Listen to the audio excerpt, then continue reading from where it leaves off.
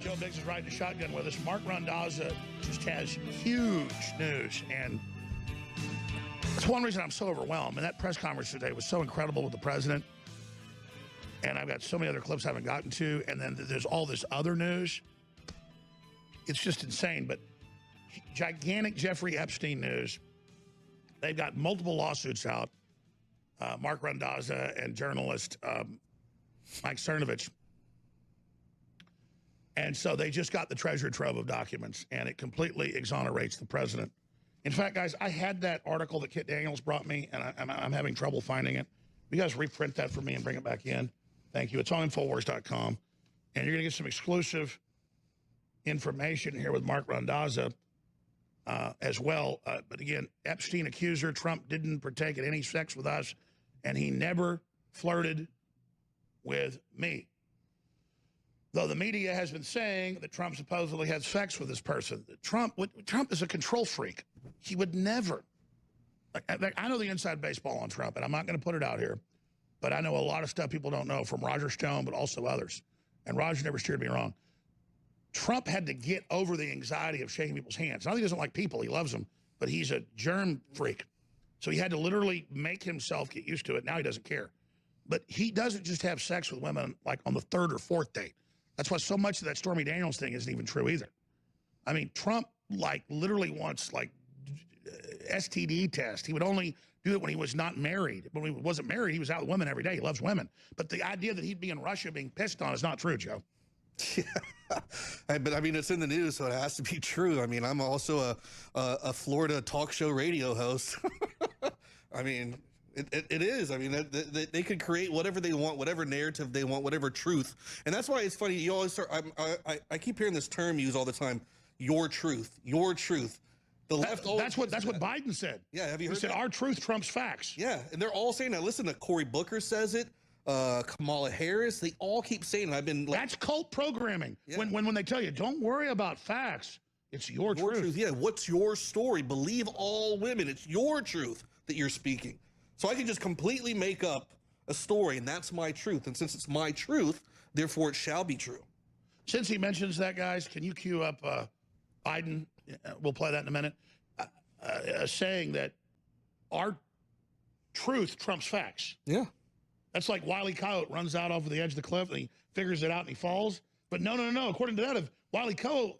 Coyote walks out there and just says, my truth trumps facts, he'd float. Yeah. Just a bridge just creates. He just. Okay, here's Biden. Everybody knows who Donald Trump is. Even the supporters know who he is. We got to let them know who we are.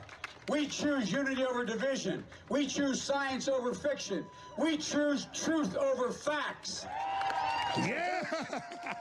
If you're interested, join me. I could use the help.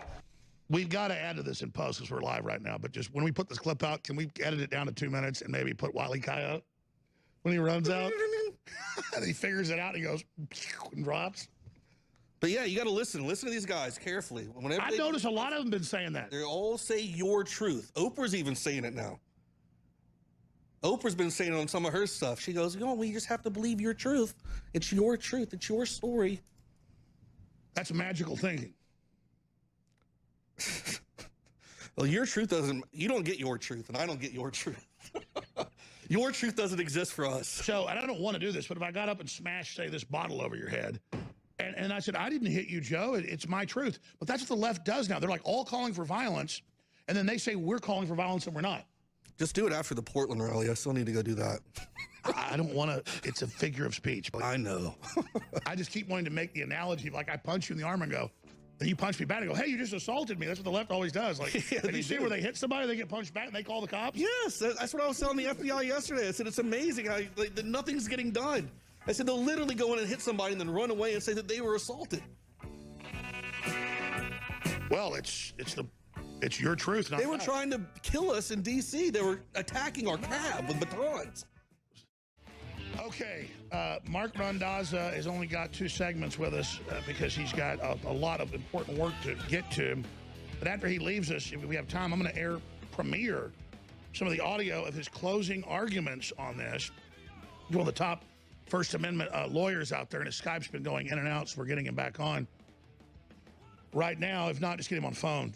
Jeffrey Epstein, large tranche of files released in the Maxwell suit. That was the reported British intelligence pimp that was working with Epstein.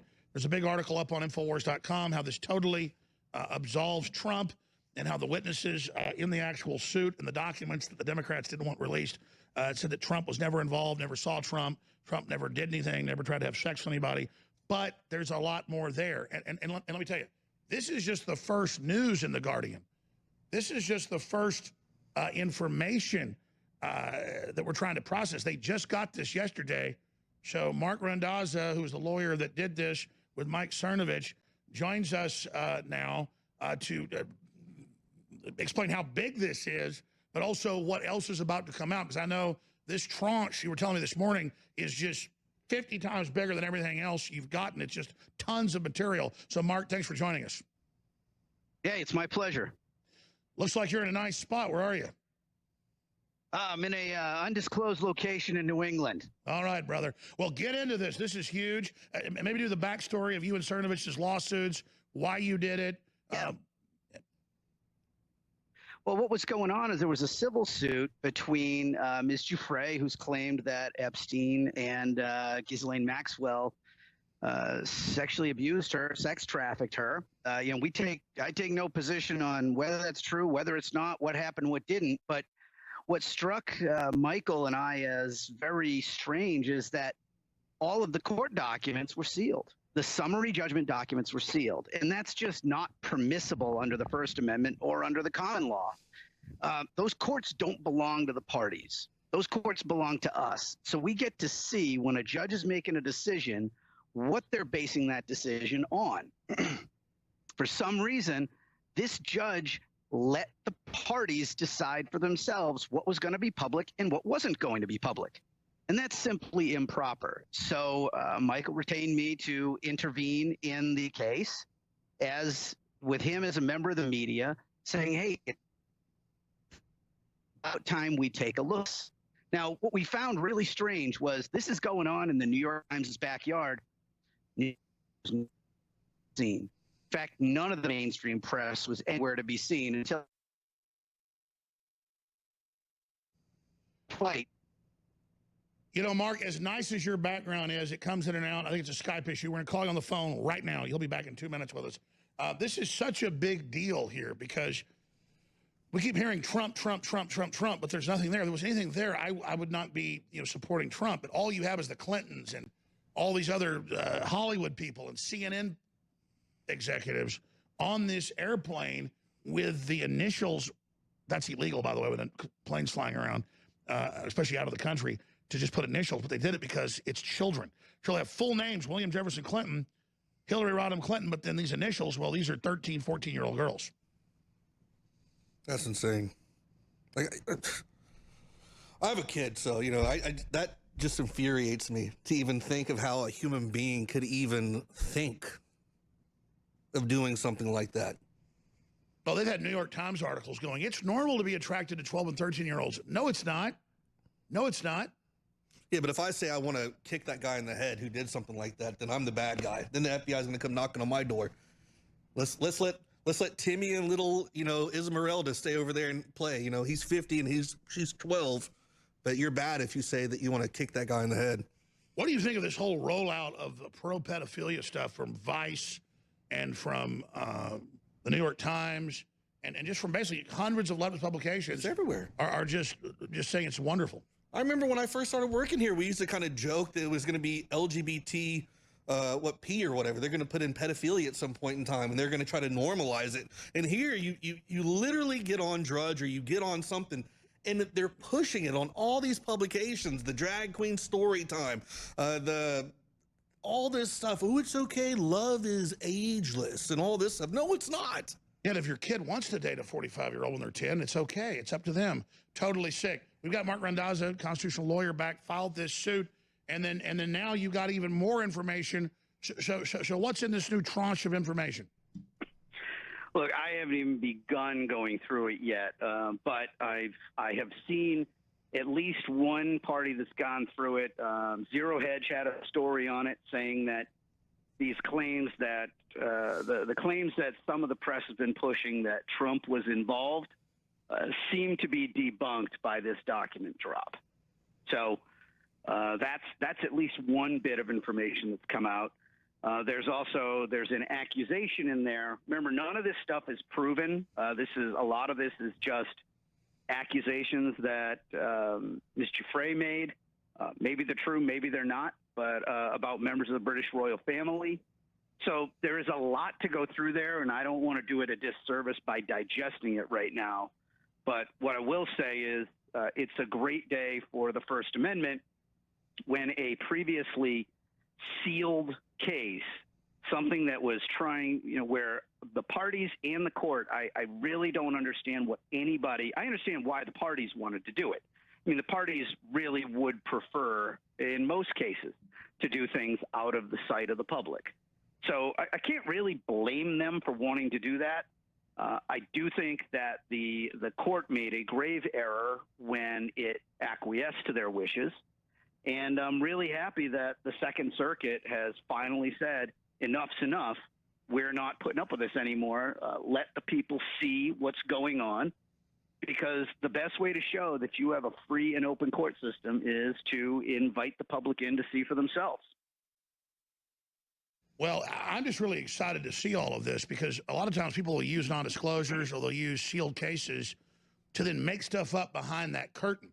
And so some had said, well, Cernovich and Randazza, they're acting in the media like they sued Epstein to get documents that have now kind of triggered a big firestorm of news, but they just were suing to get documents from another suit. Well, there's different ways to skin a cat. I mean, it doesn't matter how you get the documents to find out the truth. It just matters that you get the documents. I don't understand how that becomes like the story out there.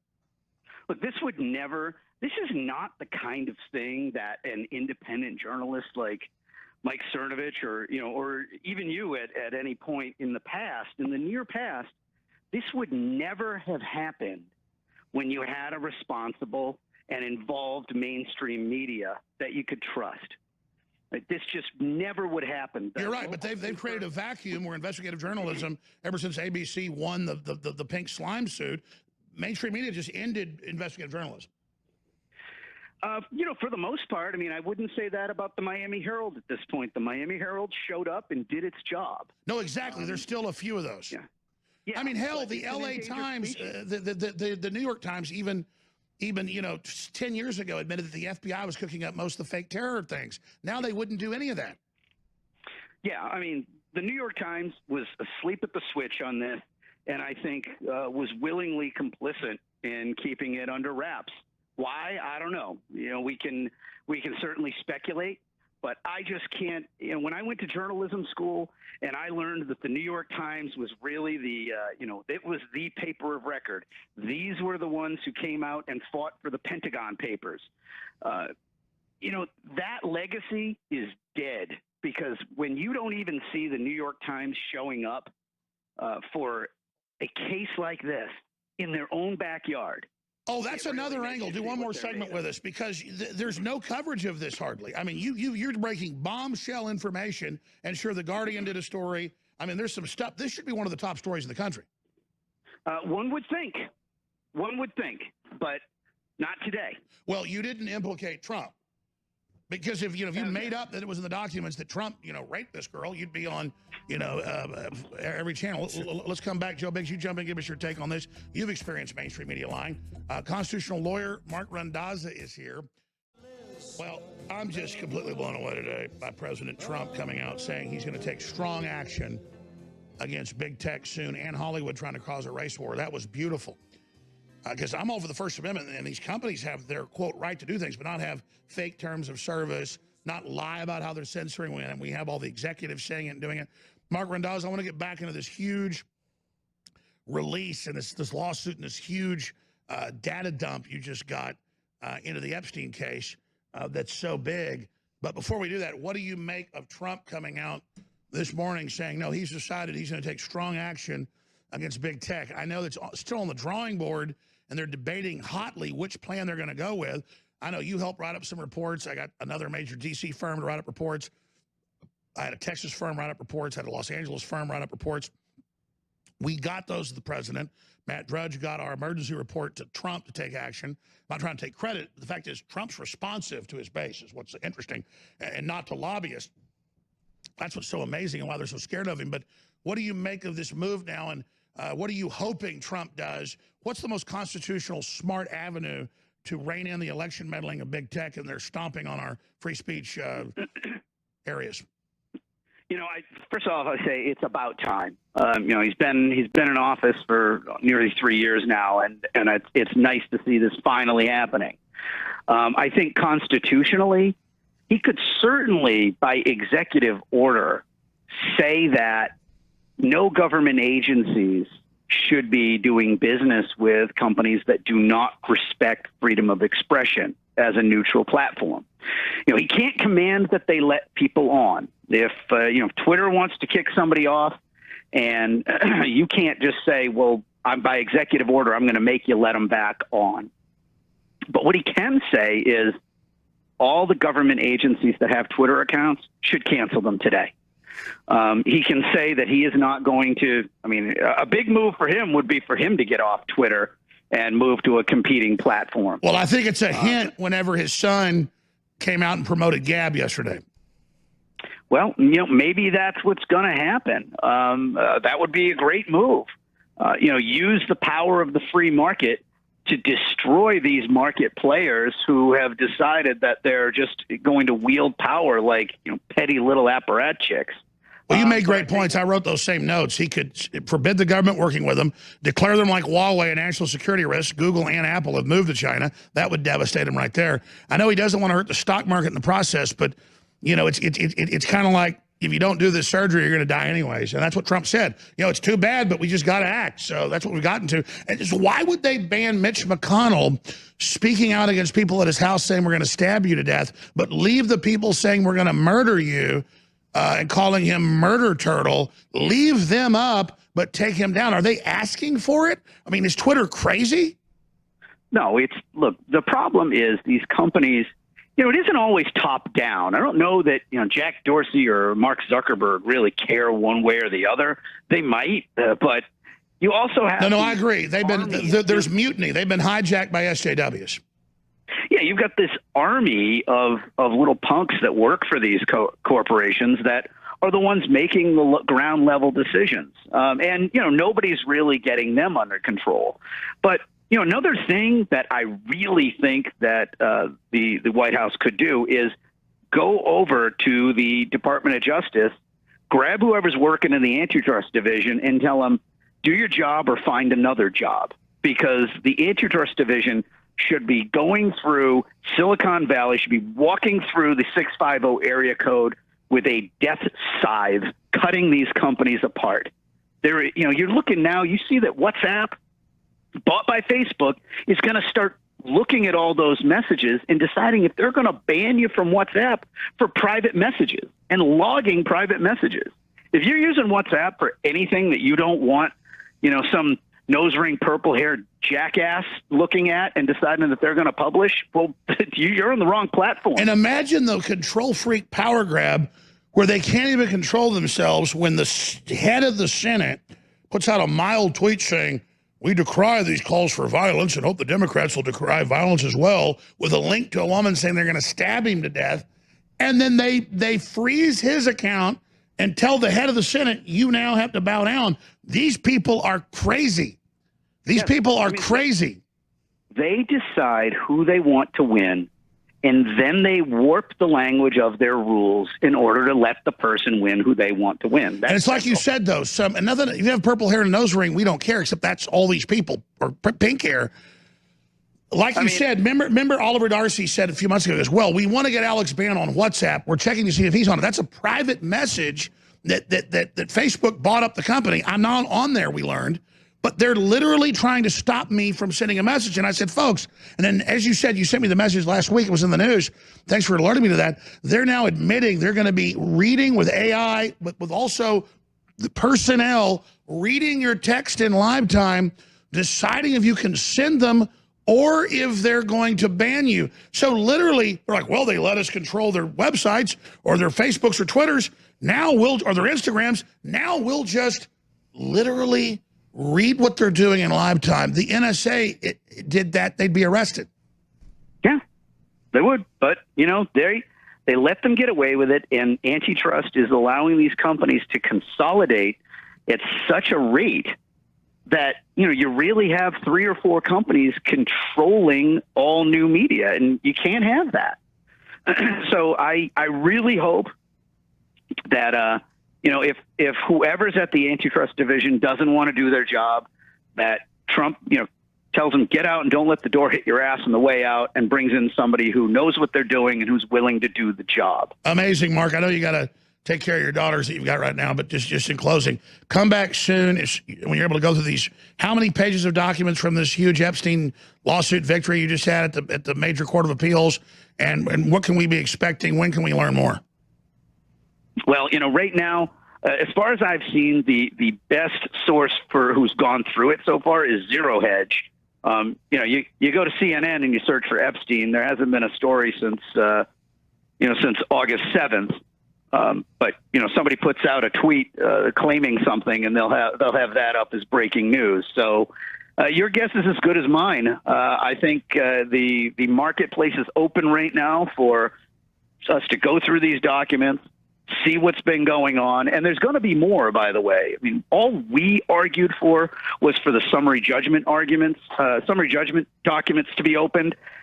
There are even more documents that can be opened under a lower standard, and they're going through those document by document. So this should be, you know, it may be nothing, but it may be a treasure trove of information about some very powerful and wealthy people who wanted to keep their affairs silent.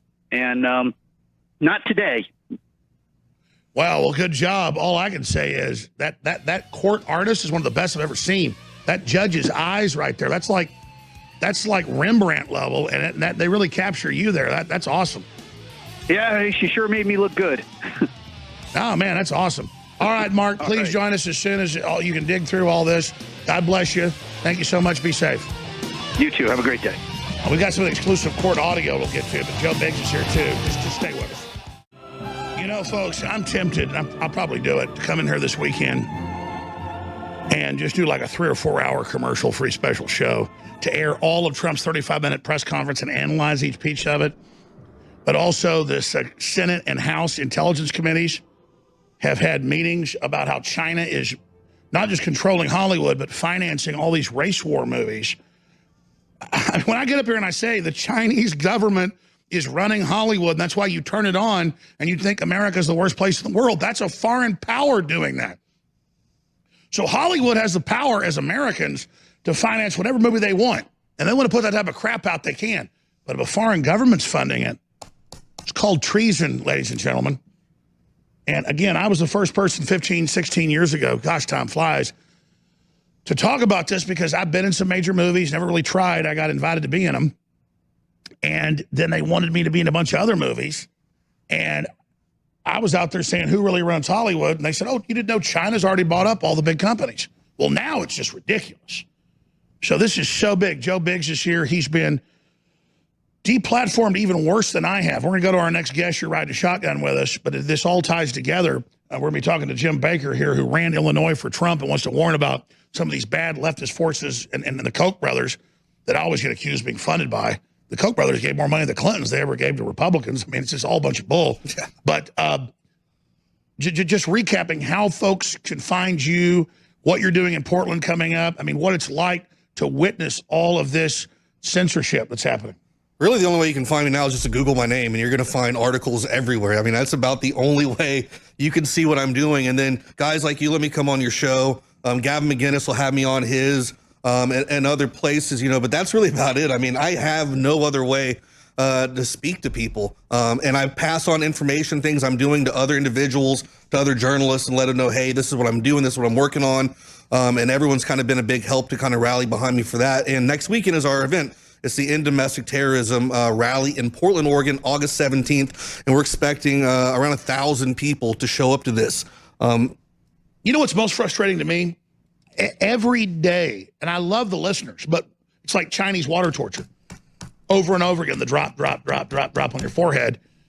I'll be at the store. I'll be at the grocery store. I'll go with a friend of their church. I'll be walking down the street. They go, oh, take pictures. Oh, we loved you. We used to watch you all the time on YouTube, or we used to listen on iTunes on a podcast. And how, are you going to get back on air? And I always ask the question, like, what was the last show you heard? Well, it was all about, pedophile rings or whatever. And I'm like, listen, Infowars.com, newswars.com, you understand we built our own system with audio and video in our own studios. We always had our own system. And Matt Drudge advised us 4 years ago to really get away from it. We did. So we've got something. Everybody else has nothing. That's what's scary is they can say whatever they want about Joe Biggs. Yep. And he doesn't have a place anywhere to respond to it. At least when they lie about me, I have millions of my listeners I get to reach to. But the only way I get out around the lie is when you speak out, when you take action. I've been banned on PayPal. So is he. Oh, the head of Visa said we're not going to ban gun purchases right now. I'm like, oh, he's so nice. Everyone else is. The NRA is now the new target. This is the mark of the beast, folks. Whether you believe in God or the devil or not, the devil believes in you. And this system's real. And bringing up Jim Baker called into the show. I was aware of some of the work he'd done. He's a political operative and historian. We should get on as a guest about that, who served in various roles in a number of campaigns during 2016 primaries and caucuses. He served as President Trump's state director for Kansas, Colorado, and Illinois. And he was there witnessing all the dirty tricks of Ted Cruz, who I still like, but man, he got dirty when the cards were down. So not going to turn my back on him. But he witnessed the Koch brothers and these globalist interests that are in there, so he can give you a bird's eye view. Thanks for coming on with us. Sorry I moved you back 30 minutes. I'm behind today. We appreciate your time.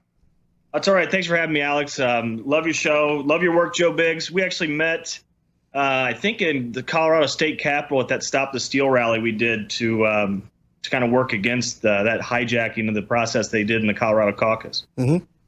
But yeah, so I started with Trump in Iowa. I'm an Iowa resident. I've worked in Iowa politics for a long time. And, we had a good team in Iowa and had things going pretty well. It actually looked like we were going to win. And then all of a sudden, about, 2-3 weeks out from the actual caucus date, we got this flooding of AFP operatives, so Americans for Prosperity, which would be the Koch brothers' main apparatus. And I just remember the minute they got there, everything kind of changed. And we all kind of sensed that they might be tanking the operation a little bit. I don't know if you remember, we had a debate scheduled. And as soon as they got there, they decided they weren't going to do this Fox News debate, which, yeah, we knew Megyn Kelly wasn't being fair. But at the end of the day, we knew that was really going to hurt our Iowa operation. Not to mention that, but they just started cussing and drinking in the office. And we had these Midwestern sweet volunteers. And it just turned everybody off. Anyway, so we lost Iowa. I came in third place. And then, like I said, I went to Kansas. I wasn't given any staff. I wasn't given any office. I ran out of a hotel suite in Topeka. You could just tell once the AFP guys got in there that they were leaving us alone when it looked like Trump didn't have a chance. But then once we actually got some momentum, traction. Yeah, you could tell that they kind of jumped in. And the reason you're important is you ended up heading up 3 major states. I mean, I remember seeing you on the news. I know who you are. I mean, you're a real player in this, and you're giving us the inside window to what happened. You can give us a really good forecast on what's going to come. Yeah. So I basically retired after 2016, went into the private sector. Just the hate and the vitriol and what some of the AFP people tried to do to me after I left the Trump campaign. I actually went and ran an independent campaign up in upstate New York. I just got more into, studying the Bible and being with my family and just kind of cleansed my soul of politics. But now seeing what's going on now with gun control and with this transgender stuff and the attacks on our kids, I just can't sit idly by. The Lord's told me I needed to talk to you. That's why I called in the other day. But I mean, if you look at the Koch brothers, a lot of people consider them to be our version, the conservative version. Is no, but Tucker's right. They're not. No, they're not. And if you look, if you go to AFP's website, I think it's still up, they have a petition for the Senate Judiciary Committee that says, don't enact any antitrust laws against big tech. I mean, their top guy, Jesse Blumenthal, I think his name is, who runs their tech and innovation wing at AFP, has said there's no credible evidence of conservative censorship online. Do you see that, Alex? And so, exactly. So what you're saying is the Koch brothers and this AFP are the enemy. How do we stop them? So what I want to say to President Trump, if I could talk to him directly, I would say, you're still hiring from the swamp. So the way these EFP guys work, and almost every Republican operative works on a campaign for a little while, and then the campaign's over, they win, they lose, whatever. But in the off season, they go to work for AFP. And as the Bible says in the book of James, a double-minded person is unstable in all his ways. So these people have dual allegiances, or sometimes just an allegiance to the Koch brothers, and they're still working for Trump. There's something like 44 Koch operatives in the Trump White House, or in the Trump administration. So for this re-election campaign, I tell Trump, if you want to hire somebody, hire people out of business. You're a businessman, hire salespeople. You don't need exactly. And again, the Kochs didn't give any money to Trump, and he doesn't know all this. He needs to throw their asses out. They're already said 2 months ago, they said it's in Breitbart, I think it was on InfoWars, a bunch of different places. They're supporting Democrats in 2020. Okay. They're open borders. No, that's right. There was a New York Times article like, the Koch brothers are really good and they're supporting Democrats now. If your listeners want to look up this Quincy Institute for Responsible Statecraft, David Koch, I think, put in $500 million. George Soros put in $500 million, and they named an Iranian American who's very anti-Israel, loves Ilhan Omar, to run this Quincy Institute for Responsible Statecraft. Stop right there. See how bombshell this is? And the numbers are all there. I've seen this. The Koch brothers were always Democrats. They were the second biggest donor to the Clintons after Tyson Chicken. And then they come in to control Republicans. And then the left always says, I work for the Koch brothers. Absolute asinine lies. And now they're teamed up, the Koch brothers, with George Soros to defeat Donald Trump. And Trump doesn't even know he's got people in the Oval Office sharpening knives for him. Human-animal clones are openly being produced. It's now all admitted. Everything you do by all these home assistants is being listened to and watched. That was in the Associated Press yesterday. World government is here. And yes, the Boy Scouts of America now basically are run by pedophiles. That's mainstream news. I told you that 20 years ago. This takeover is massive. It's world government. It's here, but we can say no to it and we can fight back. Jim Baker is a political operative historian, and he headed up the Trump campaign as the state director for Kansas, Colorado, and Illinois. That's huge. Those are, Illinois is massive, Kansas massive, Colorado. I don't have to tell you how important those are. So he was there witnessing this. And just during the break, we were talking about it, looking it up. Yeah, it's crazy how the Koch brothers, and it was also their plants got raided. Was it Mississippi or Louisiana? I'm going from memory. Yeah, there it is. Mississippi. Those were their plants that had all the illegals working at them. And so they teach the illegals how to get on welfare so the Koch brothers can pay them only a little bit of money. And that's taxpayer incentive. But the Koch brothers then tell us how they're libertarians and how, we shouldn't have government involvement, but really most of their wealth is subsidized by poor people and illegals and by the fact that they train them. Even Walmart does this, hands out paperwork saying, we only pay you this much so you can also go get welfare. So that's pretty sick, isn't it, Jim? Yeah, and that's the Libra initiative, which is another arm kind of like AFP, where a lot of these Republican operatives work kind of in the off season. That's another arm that's for amnesty, against borders. So President Trump has all these people close to his inner circle. Some, I would say, probably are almost in his inner circle that actively want him to fail. I mean, they don't want anything on his agenda. They want a Bush-type Republican, a John McCain-type Republican that's going to be free borders, globalist, North American Union, all the stuff that Trump doesn't want. They're actively working in the background to bring in, and they're going to get rewarded by the Koch brothers if Trump's out of office. If they tank his campaign, I guarantee you they're going to get rewarded with jobs, money, whatever you can imagine they'll have. And I mean, at the end of the day, it's not only open borders, it's tech censorship. I mean, last month they had the After Charlottesville conference, which was sponsored by the Koch brothers, by the ADL, and by George Soros. There was another one called something about the Tech Leadership Summit, and they're openly partnering with Soros now. So they're not hiding the fact that they're fake conservatives anymore. They were fake conservatives. They're liberal, globalist, open borders, wolves in sheep's clothing. And we have these operatives in the campaign right now. So some of them are just useful idiots for the mercenaries, social climbers. Right, but they're still programmed by handlers. They gave me an AFP handler when I was in the campaign. That's why I got fired from the campaign, because I wouldn't talk to him. I talked to Paul Manafort and Roger Stone instead. I mean, that's exactly why I left. So at the end of the day, Trump. Well, they can say what they want about Roger Stone. He was all the way for Trump, and he was secretly advising everybody. And he said, no, they've got leftist and Koch brother operatives in there. He was constantly on the phone saying, don't listen to that, do this. I mean, Trump wouldn't have won if it wasn't for Stone and Manafort. And notice that one's in jail. They're trying to put the other in jail. Yeah. And, that's part of the reason, of course, why I've been hesitant to speak out. But like I said, I mean, the Lord put it on my heart that I can't stay silent anymore. Describe what that was like, because I'm the same way. I mean, I don't try to get like Bible thumpery or whatever, because that's fake Christians that talk about, oh, the Lord and how good they are. I'm a wicked devil, but God is in control of me. And you get laid upon me, like I've got to do this, and it's like I'm on fire, and I can only follow those orders. And I'm not a slave. I ask God for that. But man, it's something else, though, when that fire comes down now. It's just like, it's so much power, quite frankly, I can't control it. Yeah. Yeah, I mean, as a historian, I mean, you can even look back, and I looked at the Koch brothers, and I saw every time you get these globalists, there's always Nazi ties. Okay, the patriarch of the Koch family, you can look it up. It's mainstream news. He built the largest oil refinery in Hamburg in 1935. Before that, he was working for. Oh yeah, Stalin. the Kochs made their money building the Nazi war machine.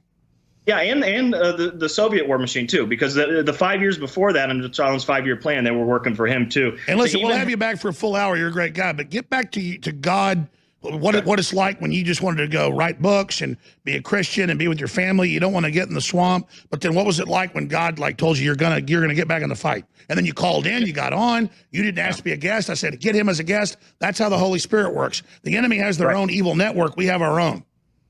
It was a triggering event. I mean, I'm sitting on the couch watching a cartoon with one of my daughters, and I can't remember what it was called, but it was just the most filthy, anti-Christian, almost pornographic cartoon on Netflix. I think it was some kind of Japanese cartoon. And then I started paying attention to how they're trying to get to the kids, get to the children. And, I got on my knees and I prayed, and I just realized that the Lord was telling me, I know it's been nice to study the Bible more and quit reading the news and spending more time with your family, but it's time to fight. You have to pay attention to what's going on. As Christ said, it's going to be just like it was in the days of Noah towards the end of times, and that's where we're at. Right, it's going to be worse in the days of Noah. And if you look at antediluvian history as well, I mean, it's all getting repeated: child sacrifice, abortion. That's the ultimate end, is killing that seed of potential that God's given us. Innocence. They're obsessed with the innocence. Just like in Legend, great movie, but it's like the devil wants to hurt the unicorn so he can then kill the virgin girl. That's a child. Yeah. He wants to kill the potential of the universe. Sorry, keep going. No, so I mean, like I said, the antediluvian world was child sacrifice. It was confusing gender roles. It was all kinds of things. And as Paul says in the book of Romans, chapter 1, God gave them over to a reprobate mind because he'd given up on society. And I feel like we got this reprieve, or the world got a reprieve with the election of Donald Trump, and I don't want to see it wasted. I agree, but I have that same worldly thing where I just want to run off with my kids and my family to some rural area, pretend this isn't happening, but at a gut level, I know 10 years from now, they're coming for me there. We've got to stand, we got to fight. And it's not like we're even scared of the enemy. It's getting, I call it goblin guts. We got to go in and fight them, and just looking at them and dealing with them. And it's like having to focus on them is almost like a form of worship. So it's very important when we're studying globalists to not hate them and get too into it, because I do it myself, where I get obsessed with how bad they are. And it's almost like you just got to think about the children. We're here to protect children. We're here to fight this evil. We're here to get humans over the finish line to the next level.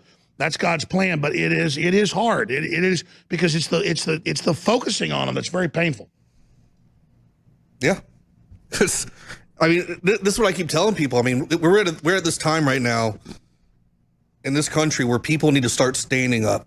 They need to start fighting back, in a sense. We need to be more vocal. It's okay to be angry and pissed off at the way the direction of the country is going at times and with what's happening. And it's okay voicing that, because that's going to motivate other people. And when we get enough people pissed off and sick and tired of what's going on, we can start making some good changes. But right now, there's too many people that are too complacent and too spineless, and they just sit back and go, well, maybe it'll just happen. Well, things don't just happen. It takes men standing up and fighting for something they believe in. That's how you get stuff done. Well, and it's also the time we're in. Now's the time of action, and Trump's a leader. And he's not perfect, but he's who God literally has put in this position. There's no doubt the enemy knows that they're so scared. There's not just evil in the world, but I had so much great family, most of them are dead now, who are really strong, Christian, tough men. But they saw all this and just went and hid in the country. And I'm not putting them down for that, but there's so many great men listening right now and great women who just say, I can't handle it. I've gotta hide my kids. They're going to get your children, okay? There's no backing out of this now. There's no hiding. I know the Bible says run to the hills. That's in that perspective when some enemy invades. Running to the hills now is running to face the enemy. You want to comment on that, Jim Baker? Yeah, I mean, Christ says that we're a remnant, so we're not going to be the majority anymore, especially in the end times.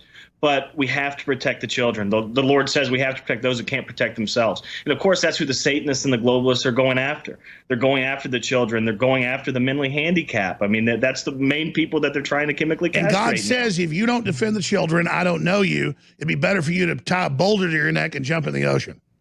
Yeah, like Judas Iscariot. I mean, he hung himself and then he fell down onto the rocks and he was gutted. I mean, God doesn't respect anyone that does not, first of all, respect him and respect the children that can't protect themselves. I just feel such a conviction, and I think that's what you were saying as well, that we have to fight against this. We have to use any gift that God's given us. I know personally, I can see that you have the gift of discernment. I think I have that gift as well, where if I can talk to somebody, I can tell if they're for real or not. And that's like when I was in the Trump campaign, I talked to some of those people, and I just saw snake eyes. I said, you're a devil. You don't believe in this. Now, other people were great. They were true believers. I appreciated their hard work. But these professionals they brought in, devils, they didn't want Trump to win. They wanted the same old status quo. And that's because they come from a system where they had to compromise to even get in the door. And once you compromise, you get rewarded for it, but you're losing who you are the whole time. I mean, how do you get them out? It's easy. It's easy for Trump. It wouldn't be easy for someone who doesn't have his background, but he's a businessman. Hey, Tom Pappert's hosting Sunday. I'm sure there'll be a nuclear war or something, so I'll be on Sunday. But Tom Pappert, you'd like Tom. You should come on for an hour and talk about solutions with Tom on Sunday if you can do it, or next week. I'm supposedly doing a workcation to launch a bunch of stuff next week, but I'm sure I'll be around. But thank you, Jim Baker. God bless you. We appreciate you coming on. We'll talk to you soon. We're going to come back and finish up the next hour. All right, Joe Biggs is riding shotgun with us for their 15 minutes, and then we've got good old Nick Begich taking over. Boy, he sure exposed all this stuff 25 years ago. Joe Biggs, what do you expect to happen when you go to the whole Antifa event, again, where the police stand down in Florida, they say it's their town. You've had the FBI visit you, call you, visit your family, harass you, that you're just going to go dare exercise free speech. It's amazing. Yeah, I mean, you even have the chief of police out there, Chief Outlaw. She's saying, don't come here. I mean, well, look, I fought for this country. Portland's my city. Austin's my city. All these cities are my city.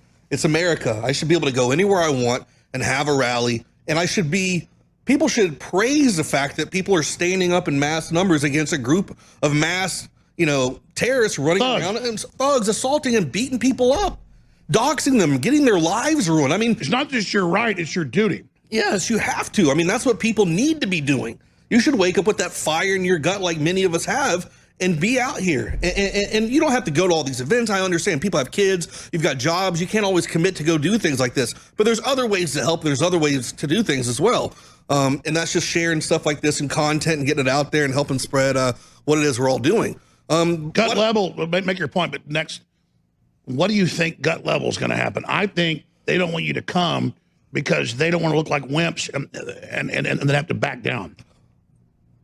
What I think they're trying to do right now is intimidate us to not come. Yeah. They're trying their best, and a lot of people are worried. I mean, we're seeing a lot of stuff on Twitter being posted. I'm getting screenshots daily throughout the day of different very viable threats. And I've sent in that stuff to the FBI and to the PD there. I've had long conversations with them. The FBI sent me a text, I forgot to tell you earlier.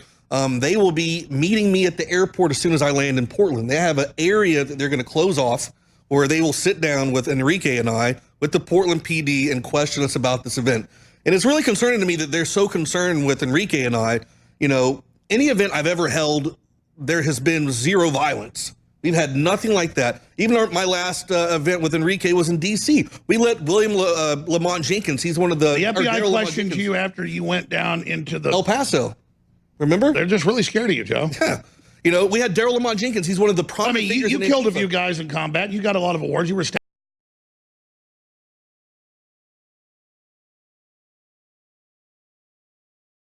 Sergeant, but they particularly your file, they really are scared of you for some reason. I don't know why.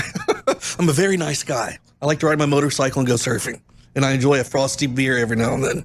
You know, But why do you think it is, though? because because these people are so used to people backing down to being bullied, and I've got that fight and that urge. You know, like that's why our flag is the way it is on our uniform, because it shows us running into battle. It takes certain people to run into where the guns, shots are being fired instead of running away from it. You know, and there's people like us out there that exist. And when we see something bad happening, we see wrong being done, and we see innocent people being hurt, we want to go help them.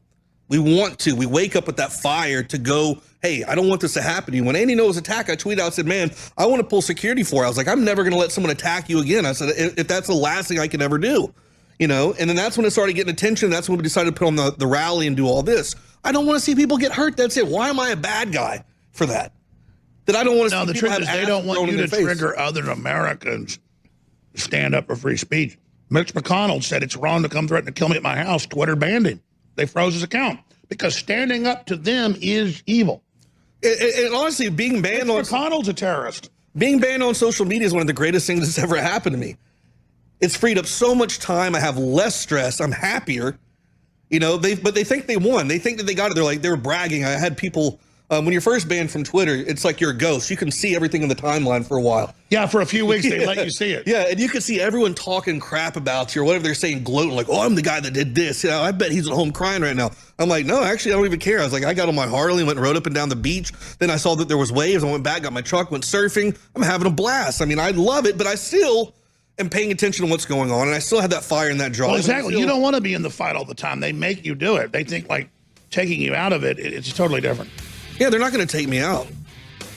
I mean, they want to try, and that's one of the threats we're getting. I think something's going to happen, but it's not going to be from our end, I'll tell you that. We're going to do one more segment with you, then Dr. Nick Begich takes over. I want to play a bunch of clips, like Trump saying that Joe Biden is out of his mind. That's all coming up straight ahead. Infowars.com, newswars.com. The only way those sites get out is you.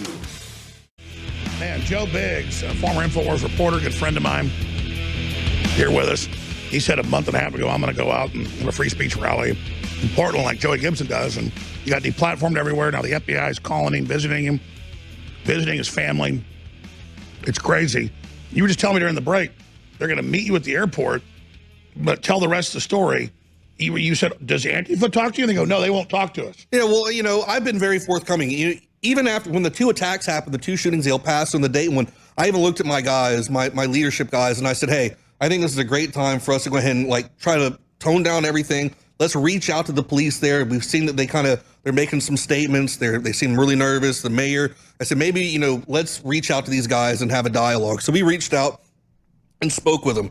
Well, I speak with the PD and then the next day the FBI starts looking for me and, they're like, well, the PD said they talked to you, but now they think we should talk to you. And I'm like, well, anything from the conversation didn't even escalate, I would think, or even reason to need to call the FBI. They said, what are you going to do? I said, we're just going to sit out there and have our rally and be very cool, calm, and collective and peaceful. I said, you guys do your job, separate them from us. I said, we won't go antagonize them. Don't let them antagonize us. I said, we'll only do anything in self-defense. I said, no one's bringing weapons. We've made that time and time again, clearly. It's been on our event page, and it's been there. And I said, we're reaching out to you. Are you guys being reached out to by Antifa members? Are they telling you, hey, we're not coming with intent to do violence or anything like that? No, because they're openly online admitting that they're going to come, use slingshots with metal ball bearings to take our eyes out, to mix chemical compounds. There's a threat of an IED, apparently. All these different things. One person says, an Antifa person says, August 17th in Portland is going to be extremely deadly. But I'm getting called. Because you're sick of hearing their threats, you're saying, I'm going to show up. Yeah. Because you can't just let people run around and threaten If not, they're gonna spread like cancer. They're gonna be everywhere. Right that's now, their plan. Is they want look at how Joaquin Castro said yesterday. He said, "quote I want to scare Republicans. I want people to be scared to support Trump. I want them to think twice." I said the same thing about think Antifa. Twice, you son of a bitch. You want to threaten me about what I can do politically? You un-American piece of filth. That's fighting words there, man. You want to intimidate me? I'll intimidate you, you piece of crap. I said he's telling me he wants me to bow to him and get on my knees. That is so un-American. It's People are sick. That's why I'm so pissed. God, it makes me angry. Can you imagine if I announced I was coming to your event? Could you what? What would happen if I announced I was coming? That would, like, see, I don't even want to stir this stuff up, but I agree. You've got to go do with these things. I'm not saying you're wrong, but I don't even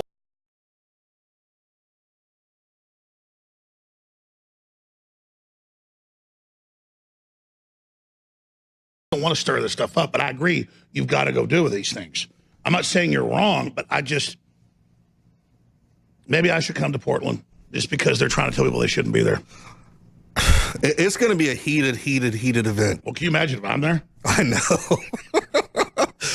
See, and here's the funny thing. They're counter-protests. Oh, here's another thing I forgot to tell you, too. But their counter-protests are supposed to all dress up in these funny things, these funny costumes to make fun of the fascists. And that's going to weird us out. That's their counter-protest. Well, no, because they're always in black attacking. Now it's supposed to be a countermeasure. Now they're putting out flyers openly all over the Antifa pages saying August 17th, don your MAGA gear, dress like them, and carry out attacks. See, no, that's what I picked up because I know I said this. I said Saturday. I was wrong. I said about the other guy. It was Sunday morning that I was like, look at this guy's picture. He looks like a devil wears for Antifa. Well, it turns out the Ohio shooter was. They're getting smart, man. They want to hurt us. Remember the reports they were meeting overseas with like ISIS and stuff like that. Well, the thing is, you're saying though is that they're going to dress up like us and do stuff. Yeah, it's a tactic that people like that use overseas. Explain that. Well, think about this. So, like, when I was in Afghanistan, we would have people dress up like Afghan National Police or the Afghan Army, and they would walk up to a compound and then blow themselves up with a suicide vest. You know, and you sit here and go, oh, hey, you know, because you'd see the uniform and like, oh, that's a friendly. Hey, come on over here to our group. Boom. And you get launched through the air, you know? That's one of the frightening things to me. So we saw that poster. I sent it to the FBI. I sent it to the local PD, and they're like, oh, cool, thanks. I'm like, are you going to take this seriously? Like, well, it's just like all these mass shooters. The guy in Ohio said, I'm going to kill everybody. Well, no, but the FBI guy, he goes, if something happens, you know, this is going to be on you. Well, okay, so if a leftist Antifa guy dresses up in MAGA stuff and starts acting like an asshole and, you know, doing Nazi salutes and then starts sucker punching people, that's on me? Well, see, that's what I said, is Smollett wasn't smart. He didn't hire real people to at least attack him and actually break his own nose. He wasn't committed. I said, they're going to start, because when I was in Lucy's Fried Chicken, they kept coming over to the table saying, I'm going to kill you, you're going to die. And they were waiting when I tried to walk out. They positioned themselves, so I blew up at them. The way they edited the video to say that I attacked them, the way the left all worked together, they're all false flaggers now. Yeah. And so even at the low level, they're saying, hey, go out and commit crimes like this guy that came into Walmart. He said, well, I'm a liberal, I want to take the guns, but I'm going to kill 200 people so we finally take them. They've now converted down to the low level that they're going to do false flags without even orders. That's why everything. This is a damn evil group of people, folks. I mean, I don't know how you deal with something. They're just so deceptive. That's why we have a ton of camera crews coming to sit there and keep an eye. Because but again, they'll try to delete all those so the truth doesn't get out. I just need it for court if it comes down to that point. I mean, no, I agree. But the El Paso guy, the El Paso killer, reportedly, you know, he was a big Democrat. That's confirmed. They covered up his record. I mean, it's just, that's the new level, folks. The left is going to stage events. They've already announced it. They caught a guy in Walmart. They're saying they may indict him. Oh, yeah, I saw that, yeah. Well, another guy showed up at Walmart, too, in battle gear to create hysteria. Yeah. So the left are all failed, basically, actors. Most of them have degrees. I'm not saying you're bad. Rob Dew has a degree in stage, theater, and costumes. He's a great editor and a smart guy. He runs half this operation. But he'll tell you, most of the people are frothing, and so they're actors. So their power, they think, is expressing that because they couldn't get on Netflix in the real world. When my buddies told me about the attack in El Paso, my immediate thought was there's a lot of attention on El Paso right now. You got Brian Colfudge out there, you got Steve Bannon, and they're doing that whole portion of the wall right across in Sunland Park where I used to live. And that's the area I used to cross all the time and do videos. Which the airfield's named after your grandpa. Yeah. So they're putting the wall right there, and I know Steve Bannon's out there, Brian Colfudge, all these other like prominent right-wing people right now that are helping with this whole border stuff. They've been out there having all these events. I personally thought maybe they got wind that Bannon or Colfudge was in a Walmart and that guy went in to take him out because they don't want to do that. They want to send a message because a week prior, Antifa came out and saying that they're going to siege El Paso and go after these people at the border. That was my initial thought. Well, they were saying we're coming down there to kill everybody. Why would this kid drive from Dallas to go there? Like, why that? Like, The whole thing smells. I said I'd play some clips, though. Here is Trump talking about Joe Biden doesn't know what planet he's on, which is true, which, again, is emblematic of the fact that the establishment's in power, because we haven't gotten the country back yet. We're still the resistance, but we've got partial power back. They are just crazy. Here it is. Yeah, his comments, look, Joe is not playing with a full deck. He made that comment. I said, whoa, I saw it because I was on something. I had a television. I saw his comment. Joe Biden is not playing with a full deck. This is not somebody you can have as your president. But if he got the nomination, I'd be thrilled.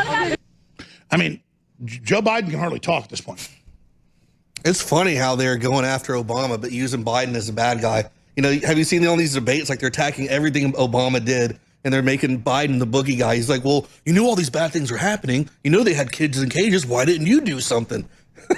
So they're really going after Obama. Well, they eat their own. They have there's no honor among thieves. Oh, no. And that's the thing, is they just are wide open. Because I'm going to say it again. The Senate and House Intelligence Committees finally had hearings last week. I learned about it Monday, where they go, this many billions and that billion to fund culture. And notice Trump's now saying it. The Chinese government's funding this race war stuff, man. Because they look at our weakness. They go, what's our strength, our diversity? Well, we'll make that the issue. And then Hollywood will take money.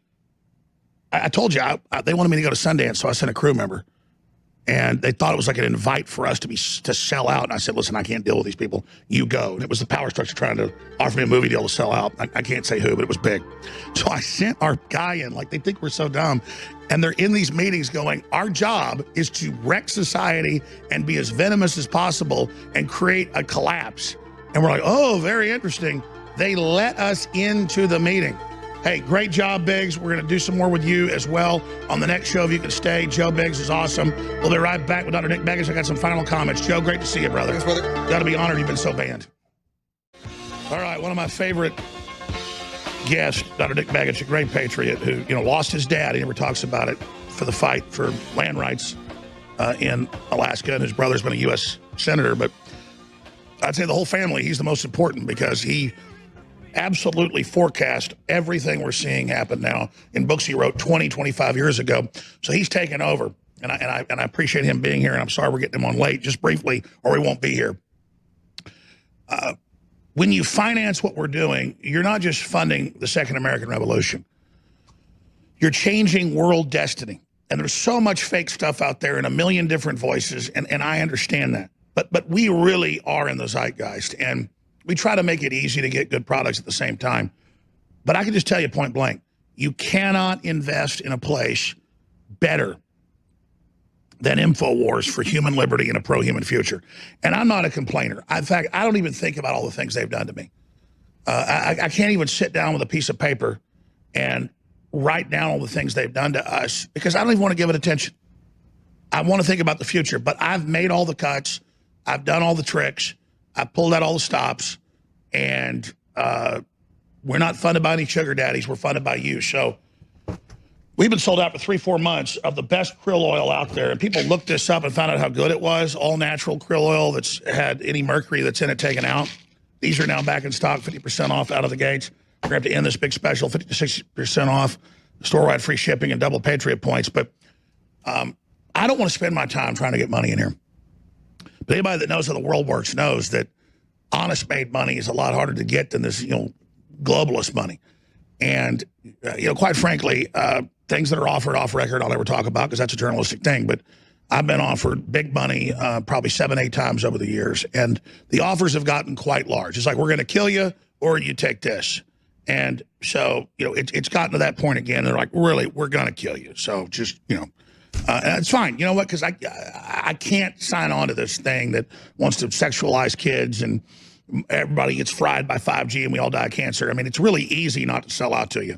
But I just want the listeners to know, I don't want to just not say yes to these guys and bow down and just stand up to them and get killed. I want to win. So as much as I'm willing to die to fight these people, and that's not talk at this point. Everybody knows we're trying to plant child porn on us, folks. I can't tell you what's happening behind the scenes. It confirms how evil they are, okay? The guy that's taking over, his daddy got killed in an airplane. just because he wanted people to have their own land in Alaska. And everything we've got is because people are willing to die. Here's the thing. I'm willing to die, but I'm not willing to lose. So just spread the word about the show. Pray for us and buy the products. Dr. Nick Begich, we love you. Go ahead and take over, my friend, with your great website and all you do there, of course, with Earth Pulse and all the work. We'll put your website on screen, brother. Hey, Alex, it's always great to be supporting you guys. This thing is, it is a battle, and we have to take the risks that we're driven to take. Yeah. And, I've never felt fear, and I know you haven't either. In 25 years of doing this together, I've never felt fear, because when you know that you're following the course that the Creator has set out for you, man, it's like the fearlessness of it. It's the joy of it. It's the engagement of it. And are you not joining your father when you do this? I mean, like joining in his strength? I do. And I think about it. I lost 50 friends in the last 10 or 12 years, good friends. And I think about them. I think about my dad. I think about how much they contributed to my life and my frame of reference. And actually, the ideas, the thought, the energy of all that flows through me in the same way it does with everyone they touch, because that's the nature of the human spirit. That's the nature of the consciousness that we are connected to. That's why we are making a difference. And that's why fearlessly we get up and do what we do every day. And it's a joy to do it. It's a calling. I can't think of a better place to be than to be talking about the things that are fundamental to who we are. And I know you personally, I know you have a lot of spiritual strength. How do you deal with the overpowering, the overdrive? I get in these positions where I've got so much energy now and so much dialed in. I'm not bragging. I can't handle it. I think that it's a matter of how do you channel your internal force, and what I learned for me, my gift is my voice, what I do with my voice and how I use my voice. And so I channel all that energy in to what comes through me. And what people feel when I speak is exactly that. And it's intended. I want people to know that it's not just a bunch of ideas, but those ideas have a foundation in values, and those values have a foundation in the essence of what we are. And that's my hope, is that if we can stimulate that remembrance of what we are, then we win this war, because then we have the foundation under which we can take. That's right. The enemy is obsessed with telling us how much we suck and how we're bad, when it's not true. We're amazing. It is not true, and it is the biggest lie of all. When I think about what we are as created human beings, in the image and likeness of God, what does that mean exactly? And I talk about this on this program from time to time. That is the highest thing in creation. And so we have this idea that somehow self-condemnation continually is somehow good. And I consider that almost blasphemy, the idea of condemning our own soul, our own spirit. We can recognize our weakness. We can recognize our failings. But those are the points where we learn from that. Where, like a father with a child, when your 2-year-old does something, you forgive it immediately and you teach, you learn, you nurture, and you learn through the mistakes that we make and through the victories that we have. The Creator treats us no differently. So self-condemnation is blasphemy. We need to recognize what we are. We need to improve who we are. And we need to see the divinity in each person that we meet. And by the way, just in closing, someone have you take over. What you're saying is so true, Dr. Nick Begich, is that Christ literally was saying, you're empowered, you're free. As long as you choose good and love God, you don't have to keep beating yourself over the head. The devil is an accuser telling you you're fallen and bad. I know you're fallen, right, but just admit it and then move forward past, get behind me, Satan. And that's so critical, because the corrupt evil system tells us all day how we're inherently bad and how we suck and how we can't fix things. That's a lie. That is a lie. And, it's a battle of the flesh, or the physical form, what I call our carrier, that actually carries our soul, carries our spirit. And we get confused, because the world would like us to think that this body that has changed, every cell in it has changed since we were first conceived and from when we were first born into and took our first breath. We are not the same physical form that we were at our birth, and yet we're intact, because the real form of who we are is the essence that we are, that we project through this physical form with all of its limits and all of its restraints. And what the earth does is try to drag us into full identity with form, forgetting the spiritual nature that is the core of who we are. This is why this is so fundamental. We start with our core, we work outward, and we change the world. That's right. We Change are the way not we flesh, think. we are spirit. That is exactly it. And if we start to function that way, we are fearless in what we do, because eternal life is really that. And this is a grain of sand on the beach of existence, this time on earth. That's right. And the enemy has bet on temporal power on this earth. That's why they're so upset. Right? Because we're winning. We're waking up, and people are recognizing the truth. That's right. Dr. Nick Baggage, stay there. He's on fire. Stay with us. Or Nick Baggage with Earth Pulse, earthpulse.com, earthpulse.com. David Knight, weekday mornings, 8 a.m. Don't forget War Room coming up in T-minus 30 minutes. Stay with us. And welcome back to InfoWars. I so appreciate being here today, and it's good to be with everyone. And it was nice to be with Alex for a few minutes at the beginning of this broadcast this Friday. And, Alex is so right about a lot of this, and when I think back on what happened with Dad, and it's been in my mind lately for a variety of reasons. I was in Juneau yesterday shooting a segment for actually the Travel Channel, interestingly enough. They're doing some things on Alaska. And they flew me down there for the day. And, talking to these guys about sort of the remoteness, and I asked them, I said, did you get out to remote Alaska? And they said, oh, yeah, we got down to Kenai, which is kind of funny, actually, if you live here, because it's on the road system, and it definitely is not the wilderness. Although I suppose you might feel that way if you come from Great Britain, which is where these guys were from. But as I thought about it, flying into Juneau, which is the route my dad took when he disappeared, and I always think about him and Congressman Boggs when I make that flight.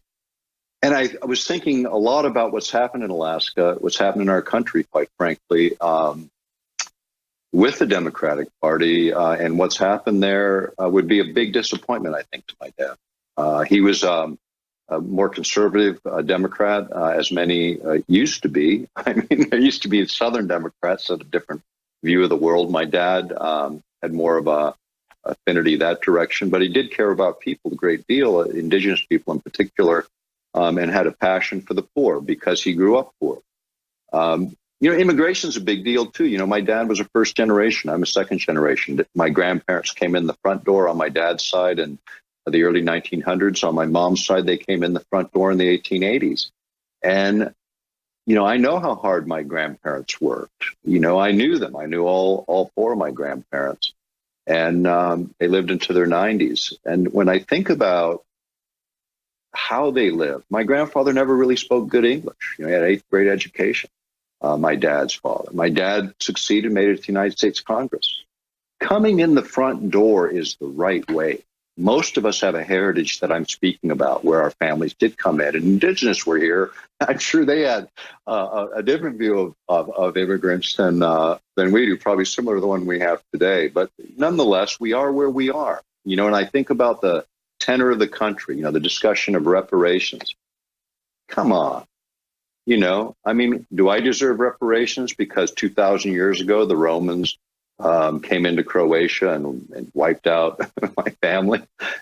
Come on. At what point do we recognize that what has happened in the past is certainly to be learned from, but there is a timeline, and no one's living today that was a slave in America. But there are people living today, indigenous people living today, that remember what it's like to be abused. In Alaska, Americans, Native Americans, until the 1920s, couldn't become American citizens. Now think about it. We bought Alaska in 1867, the Treaty of Secession from Russia. Russians were allowed 3 years to either go back to Russia or they were automatically American citizens. They didn't have to speak English. They didn't have to read or write English. But Native Americans had to read and write English. They had to have 2 white people testify that they could read and write English. And then they had to renounce their religion and renounce their language. And at the time, and up until the 1960s, we took these Native children, 5 years old, took them out of their homes and sent them off to boarding schools. This happened here. My friends, people I know, this happened to them. Now imagine you being jerked out of your house at 5 years old, thrown into a school and beaten every time you spoke the only language that you knew. This is American Indians. These are indigenous peoples of Alaska, and this is what happened here. Civil rights in Alaska, one of the first states to engage civil rights because of Perodovich, a Native American woman here. in the 1940s took that issue on, was brave enough, courageous enough. Some of the first civil rights law in Alaska as a state, my dad was involved in the 1960s.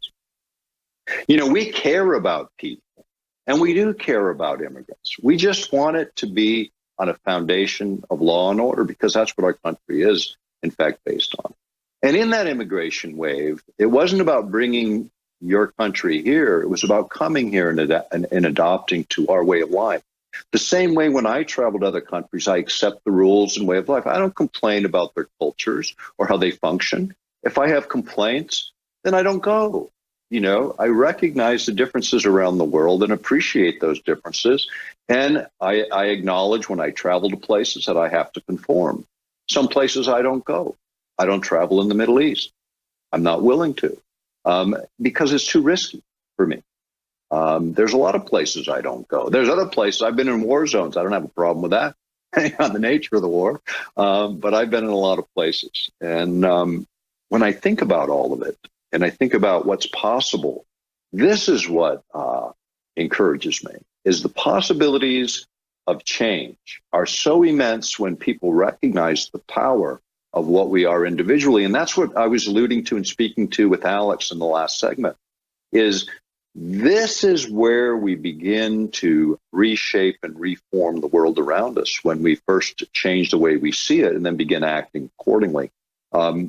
With the faith and confidence of a created human being that knows what you are, that knows who you are, and has the ability to engage. And so we all can do that. And what I say to people is, do what you believe you can do and be successful at. That's the step of faith. Knowing and believing and trying. Not succeeding all the time, but trying all the time. And when you fail, learn from the failure. Don't be so self-condemning. Learn from the failure, grow from the failure. And that is where that's where the best of our lives come from, is in the trauma of our experiences. And I spoke about my father's disappearance. At 14 years old, he disappears off the face of the earth. And you want to talk about trauma?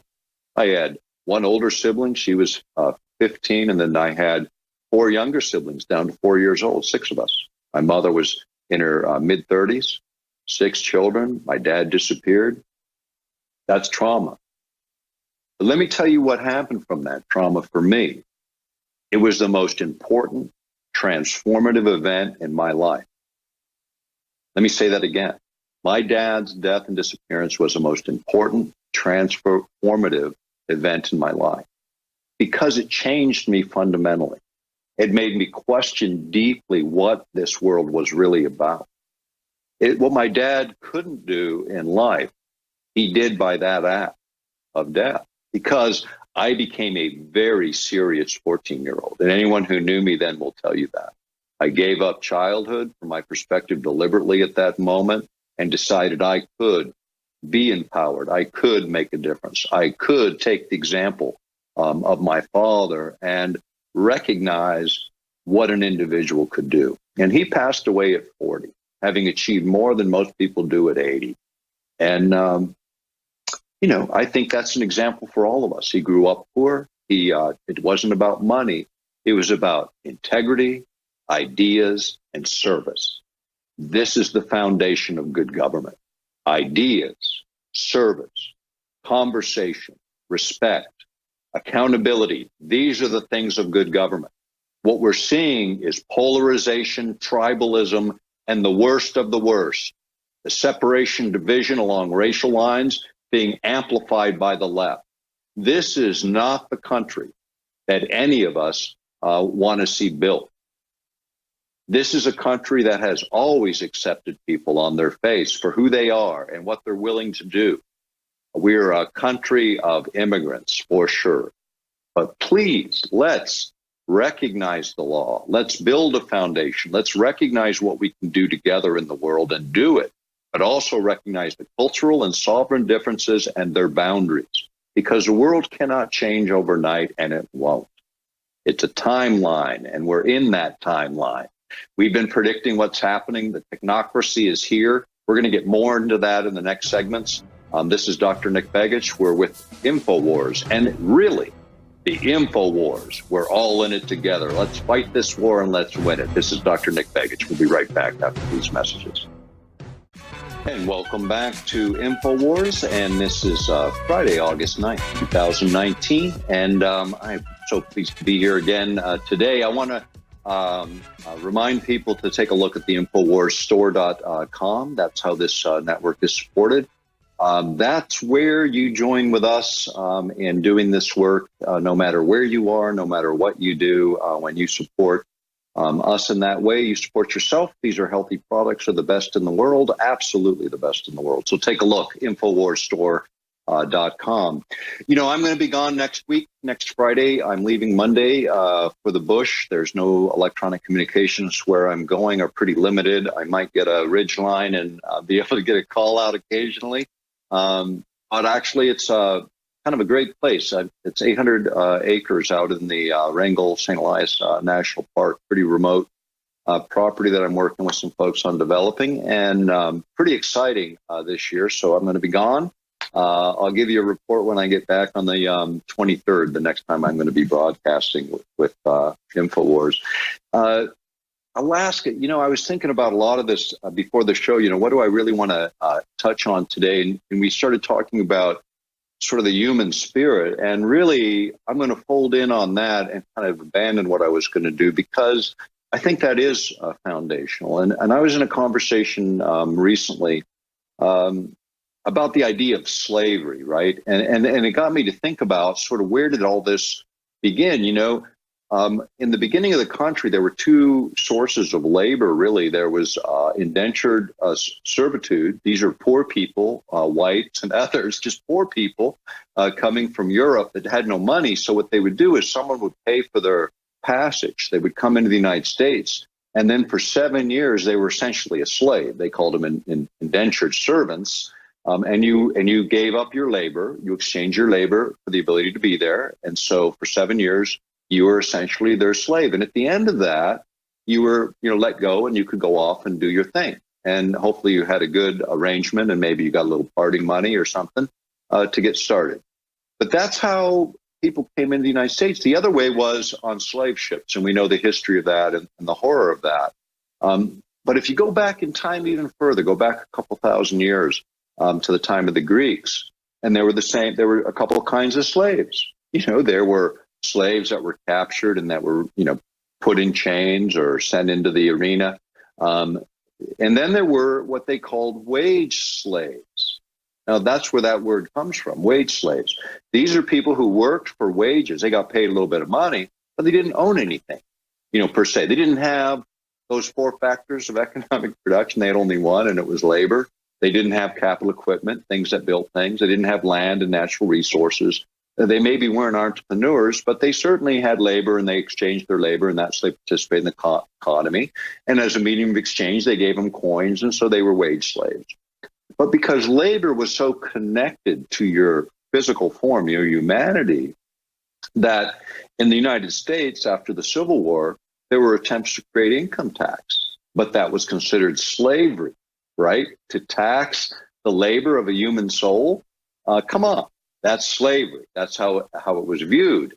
And so what happened is this all went to the U.S. Supreme Court. And the U.S. Supreme Court said, yeah, that's right. You can't do this. And so we had to actually amend the United States Constitution in order to get an income tax that created a class of people now, authentically, wage slaves. So that's who we are today. We're wage slaves for the Federal Reserve System, using their fiat money as our medium of exchange, as we go to our cubicles every day and are the drones for the New World Order. This has not changed since King George. The only difference is a modern technocracy to administer it. This is the difference of the 21st century, is we have a technocracy, one that I predicted 25 years ago would emerge on the planet. We have it here today. And this wasn't predicted by some esoteric means. It was by review of the literature. Hundreds of thousands of bits of information were culled. 100,000 documents read. I read them. 20,000 thrown into my archives at one point.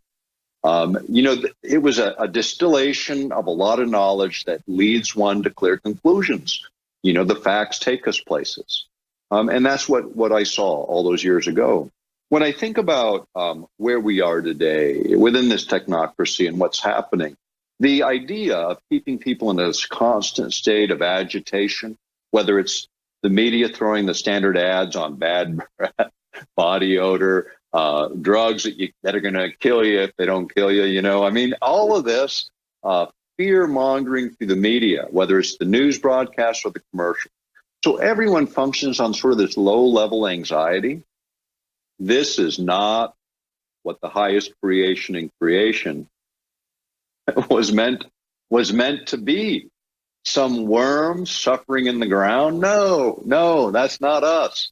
You know, we have to take back who we are. And I would say this, in all of your prayers, ask for grace, for goodness sake, because the shortest route to change, as a matter of fact, is trauma. You know, the verse, spare the rod, spoil the child. God does that to us too. You know, the rod is the trauma of life. The rod is the challenges we face. It's not to hurt us, it's to teach us. It's not to damage us, it's to raise us up into who we are and what we can be. We're not wage slaves, we're created human beings. We are not meant to be under the ground at the feet of some elite group that somehow outrank us. No, we share the same rank in the universe, all of us. We engage the universe differently, all of us. We are the cells in the body, each critical to the function of the body, no matter which cell it is. That is who we are. The church is not some building full of hypocrites. No. It's not the money changers at the temple. No. The temple is the human body that holds our spirit, from which we create the world around us.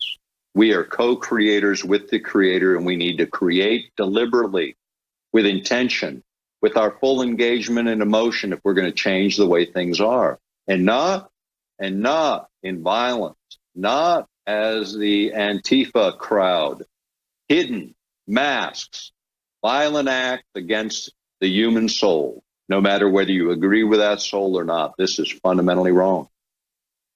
I hope whatever happens in Portland next week when I'm in the bush is peaceful. I hope people recognize that to stand up and believe in something is fundamentally our right, and to disagree is our right. The idea of silencing speech is so un-American. The opposite is what is required.